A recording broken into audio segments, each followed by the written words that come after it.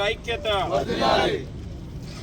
రేవంత్ అన్న నాయకత్వం రేవంత్ అన్న నాయకత్వం రేవంత్ అన్న నాయకత్వం నిరుద్యోగుల కళలు నెరవేర్చిన రేవంత్ అన్న నాయకత్వం రేవంత్ అన్న నాయకత్వం రేవంత్ అన్న నాయకత్వం రేవంత్ అన్న నాయకత్వం వర్ధిల్లాలి నిరుద్యోగుల ఐక్యత వర్ధిల్లాలి నిరుద్యోగుల ఐక్యత వర్ధిల్లాలి నిరుద్యోగుల. మీడియా మిత్రులందరికీ నమస్కారం. దాదాపు 20 రోజులుగా డిఎస్సి అభ్యర్థులు, గ్రూప్ 2 అభ్యర్థులు, గ్రూప్ 3 అభ్యర్థులు వివిధ రూపాల్లో ప్రభుత్వానికి విజ్ఞప్తుల రూపంలో, నిరసన రూపంలో ప్రభుత్వానికి తెలియజేశారు.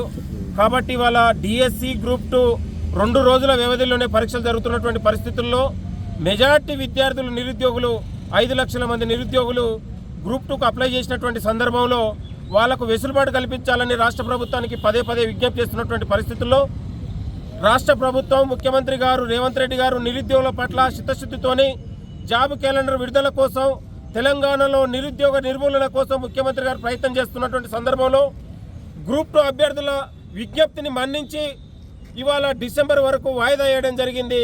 కాబట్టి ఈ ప్రభుత్వం కోతల ప్రభుత్వం కాదు, ఇది చేతల ప్రభుత్వం.